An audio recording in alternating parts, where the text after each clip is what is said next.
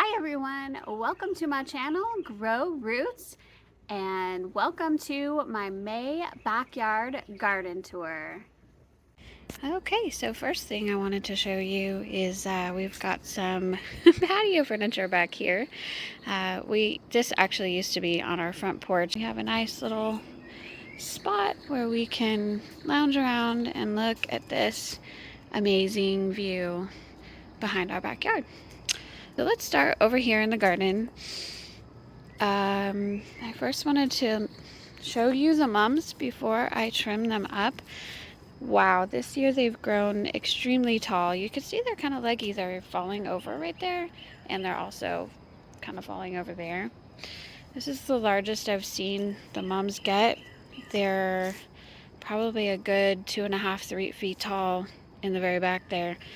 And they're definitely bigger than I want them to be, so I'll be trimming those up pretty soon. And then it's going to look like sticks for a little while, but it'll fill right out. I've done this lots of times with them.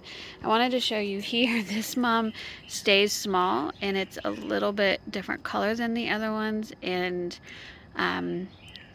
the reason why is because this is one of the favorite places that my dogs like to go to the restroom when they go out.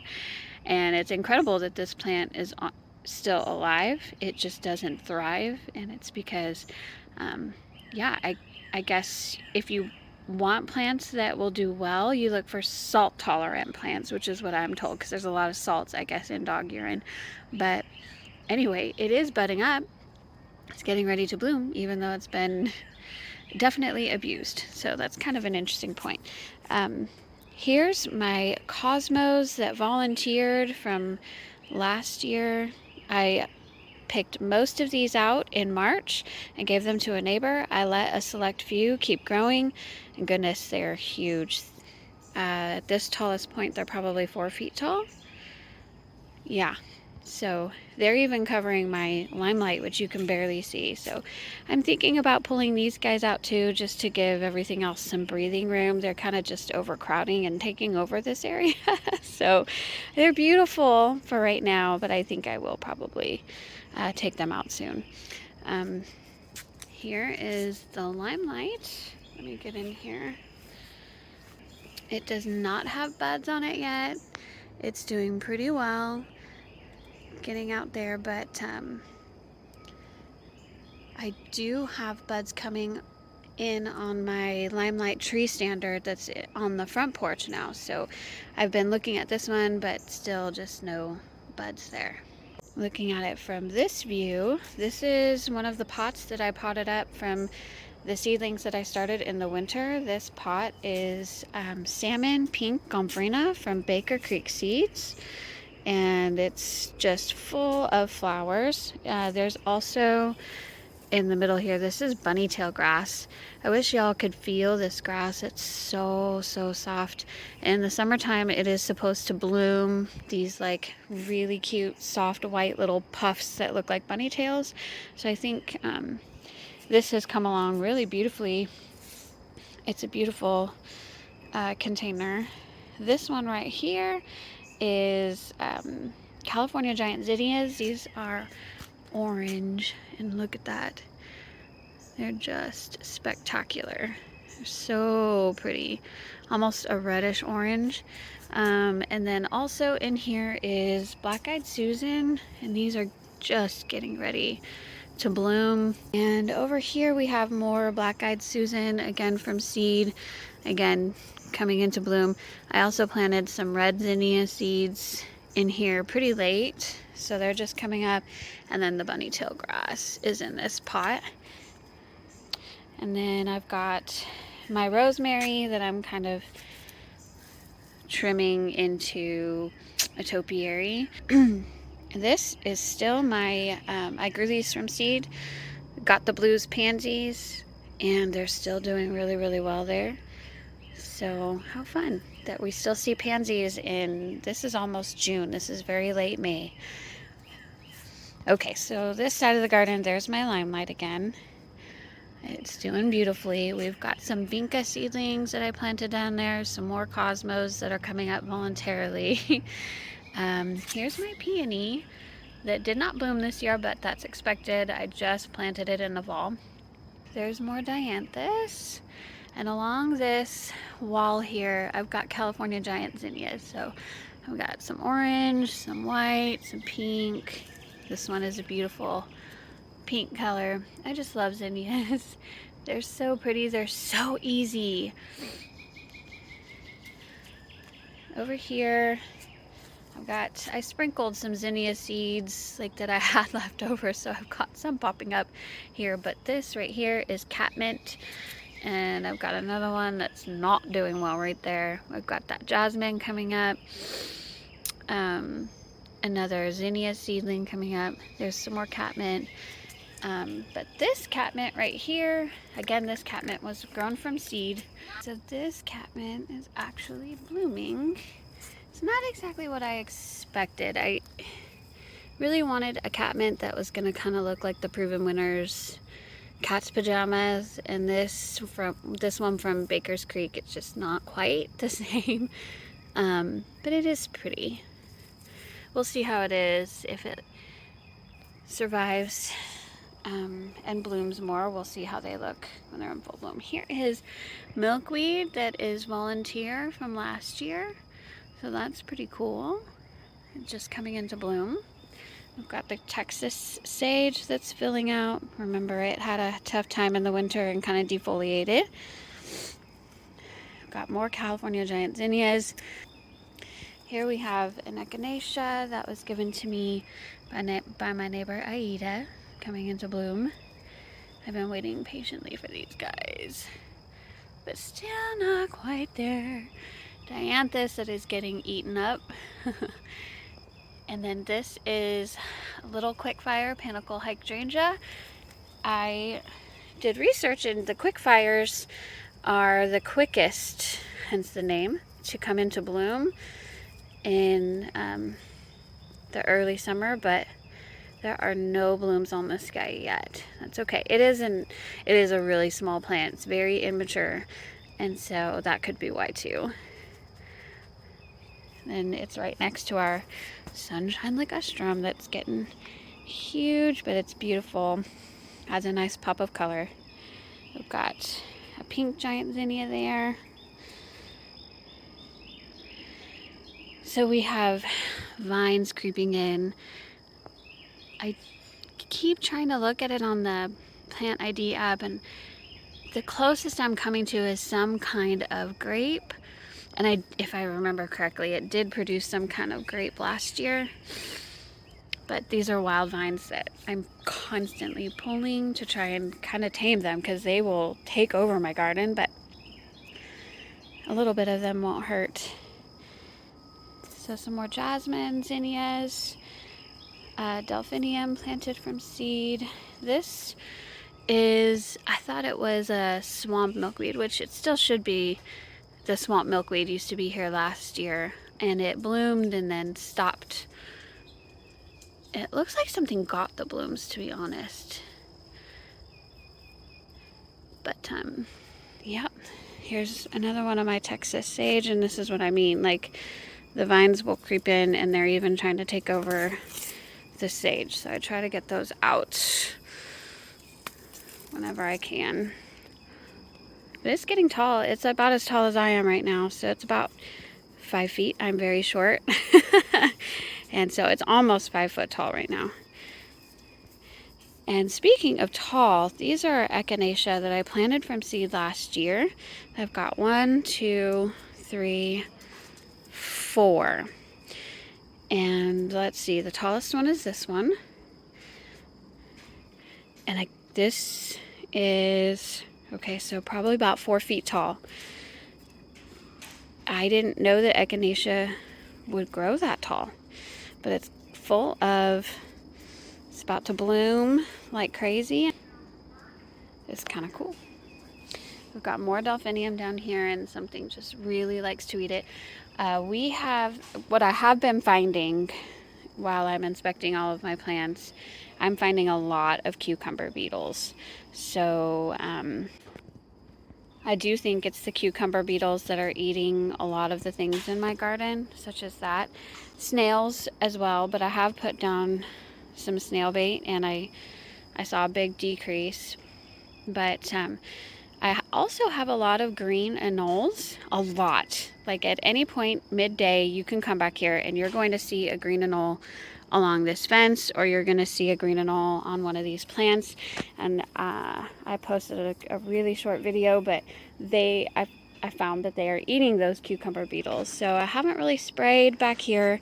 I haven't really tried to control it too much because I've got a ton of anoles. I heard someone say this and I really took it to heart. It's that if you find that something is eating your plants, look at that. If something is eating your plants in the garden, that means your garden's part of the ecosystem. Your garden is part of this wildlife habitat that we've got, especially going on right behind the Louisville Lake watershed, which is right behind our house. So I'm not going to put down a ton of pesticides, at least not yet.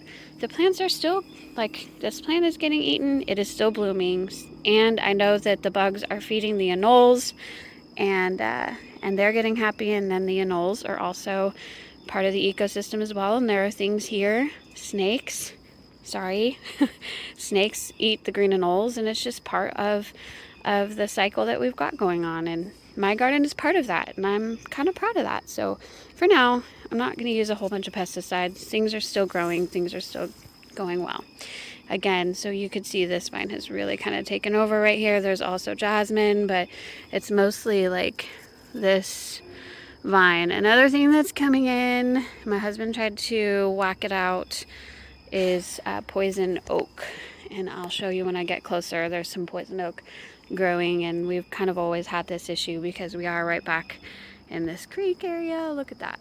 It's gorgeous, but wild, and so we've got to try to keep things in our garden and away from our garden as much as we can. So here's the cannas are finally coming up. One of them is blooming way over there. We'll get closer to it. And then I've also got my purple velvine that's trying. It's just, now that the cannas have really grown, you can see I'm trying to tie the cannas off so they don't overcrowd my purple velvine there. But it is growing up. It's just slow growing. It's not getting as much sun as my other purple velvine in the front, which is thriving. So note to self, if I do this again, I'm gonna have to get these guys maybe in a pot, starting like right up here where they can get some sun, and then they can grow from here up, maybe, if I'm gonna have something grow up here. Or I'm gonna have a vine that is mostly shade tolerant. So we'll see. This was an experiment this year, and I hope that this one at least survives and grows all the way up this pole. It'll be beautiful. Coming back here, we've got more, actually this is black-eyed Susan. More California giant zinnias, and then this one is the Midnight Marvel Hibiscus, or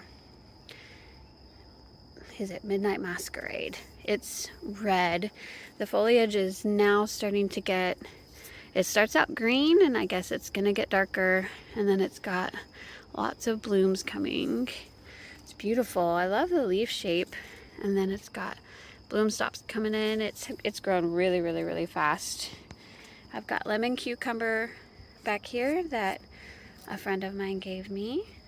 Sue and Kirsten, they grew these from seeds and gave them to me. And then back here, again, I've got another purple velvine. It is almost done. Like it's eaten, it's tattered, it's too much shade. It's done. It's not going to survive, I don't think. It was an experiment, and now I know they need more sun. Here is my blooming, my first bloom from the canna lily. Canna lily. I just discovered it this morning, so that's a new bloom this morning. So I've come back up to show you the rest of the things I have growing in pots. So here's my desert rose. I don't think there were any blooms last month when I filmed this, and now there are lots of beautiful blooms. I have noticed some spider mites on this plant, and I did spray it a couple times. I don't want spider mites to overtake this plant. It's just too beautiful, too special. And it seems to be doing really well now. There's just a little bit of webbing I can see right here. So I'll keep an eye on that. I've also got strawberries growing around it in this pot. I've got basil right here that was looking amazing until it started trying to bloom. And so I was picking that off because they say that once basil starts blooming, pick it before it can bloom because it tastes different afterward. But once I started, you know, actually harvesting it, picking off the blooms, it has not been happy with me. The leaves kind of just look more yellow and kind of curly. I'm not sure what's going on with it. That's the blue agave. This is a series of the same pots, but I've got a hummingbird feeder from the Dollar Tree on this one, and the hummingbirds have found it, so that's really fun.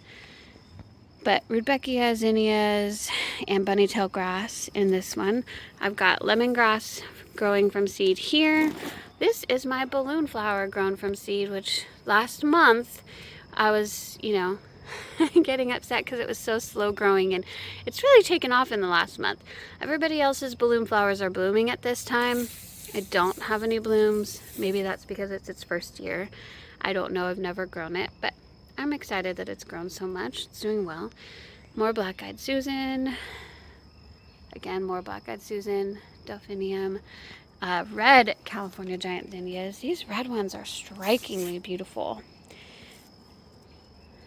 They're huge, like the size of my palm. I have small hands, but still, they're huge blooms and just beautiful. And then I've got more salmon pastel, gomphrena, and bunnytail grass blooming like crazy there. And then I've got more quinault strawberries there. All right, so here's, I told you guys that I have a hard time growing things in these containers because they get dried out and they're in the hot sun. And so I planted, gosh, I think these are called California Sunset. And then these, goodness, what were these called, y'all? Something sea grass, I don't remember, darn. But anyway, at first they went through some shock, I think from probably being outside and not being used to it. And then this was my daughter's, given to her, and it's thriving there. But, like, that's a brand new bloom-ish, not bloom, but a brand new growth. So they are actually doing okay, and I've got some new growth going on. I honestly don't water these. They might get water when this water feature is on, and we have gotten some rain. Some, not a whole lot. And then that's it, and they're doing fine. So succulents were a good idea in this planter. Here's the crossvine, Tangerine Beauty crossvine, which is growing up the trellises exactly what I wanted it to do. It's going great. Some of it is still blooming. There's a couple blooms. So that's fun. It's doing great. This one, this planter, if you remember, I have this right here, some sticks. This was a cutting, like a branch cutting from a limelight hydrangea that I just put in a pot, and it's growing. It's doing fine. There's some more back here. And then I planted seeds all around it. So cosmos, what was this? Bachelor buttons maybe, or forget-me-nots. I don't know. I've never grown either from seeds, but I think these were bachelor's buttons that are growing. So I think these back here are forget-me-nots, these things. So it's a mixture planter there. Here's the jasmine that I used to have planted down here that I took out. This is 2 jasmine plants here, and they're really taking off. Again, I don't know what I'm gonna do with them. I may find someone who wants them. I may keep them here and just plant other things in these containers with them, just because it is still pretty. And these 2 are blooming, just little tiny things. And this was blooming, but the blooms are spent now, so that's fun. Right here is what I was wanting to show you. I let you know that I have a bunch of vines creeping in right here, and that I've actually had to run inside and rinse off my hands really quickly twice now because I'm pulling vines over here and realizing that, oh, one of these is poison oak. So the first time, like, it had rubbed against my face and also on my hands because I was pulling it. So I went really quick, rinsed that off with dish soap. So I was fine. I did not come down with, you know, the skin effects of poison oak, but we've got it right here just in case y'all are wondering what it looks like. I'm pretty sure this is poison oak as opposed to poison ivy, but you can see the 3 leaves and it's on a vine. It's entangled in this oak tree that is coming up from the creek area back here. And let's see, where does the vine originate? Right there. It comes up here. It entangles all of this.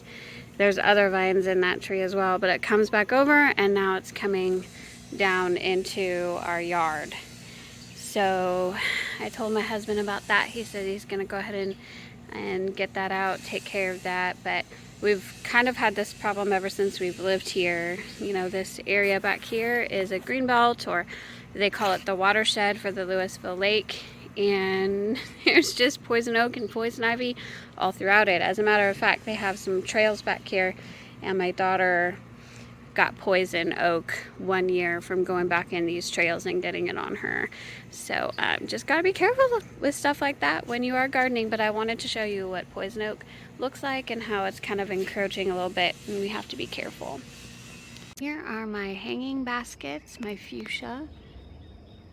Doing really, really well there.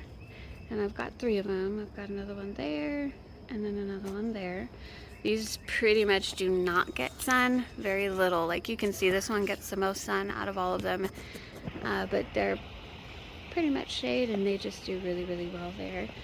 Oh, this is a new one. I did buy 2. I've never seen them in stores, and I found them at Lowe's.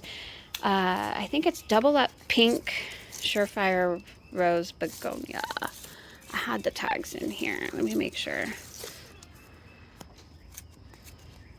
Yeah, double up pink begonias. I love them. They've doubled in size in about a month, and they're beautiful, and they do well in sun or shade. Just an amazing plant. I'm really excited. I think these are going to get huge, but they're really pretty. Okay, so this is the side yard. And this, I have not been back here to pull these wild vines that keep growing, but I guess I'll show you. Not everything's perfect in the garden all the time. These need to be pulled. But these are the passion vines that I was pulling these every single day. That kind of keeps them at bay, but then I pulled a bunch one day, and I pulled 4 caterpillars. They are Gulf fritillary caterpillars. They love to eat these, and so we raised 4 of them. The kids really liked it. I have a home daycare, so they just absolutely loved watching, and I got to pick the food every day because this is their food. This is their host plant. So they would eat these like crazy, and then they formed their chrysalises, and then we got to see the butterflies come out. I have a video on that, a short, if you want to see it. But it was just an amazing thing. But now I'm kind of done with these vines. I don't want them anymore. I do love that they're host plants for the Gulf fritillary butterfly. Don't get me wrong. But believe me, even after pulling, new ones come up every single day.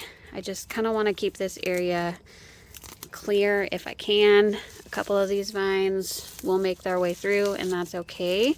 The caterpillars will love them, but yeah. Anyway, this is what this area looks like. We've got my peony. Ooh, something traipsed through here and broke one of the branches. Not me. Aw, poor thing. Sorry. This got watered this morning, so everything's kind of wet back here. This guy. Ooh, look at that. He's eaten. This is my pinto mixed coleus, and it's blooming. Lots of stuff getting eaten back here. Okay, this is my amaryllis, rapido amaryllis that I planted back here just a couple months ago. leaving the leaves up for foliage. Here's my boxwood. This is the Purple Heart Tradescantia that my mother-in-law gave me cuttings of from her garden last year. Okay, so here's my tomatoes. My surprise tomatoes. 1, 2, 3, and 4. They were supposed to be impatiens that I grew from seed that I bought from Home Depot. And then last month's tour, I said, hey guys, these don't look like impatiens. They're growing too tall. And then I noticed they were flowering, and I was pretty sure they were tomatoes. And guess what? They are. Most of these flowers are not setting fruit. I do have, see, it's mostly part sun back here, not full sun. Oh, I do have a tomato on this one, and I have quite a few tomatoes on this one. This one is producing. These are the oldest. They're not turning red yet. And then I've got more. Lots of these set fruit, so that's kind of fun.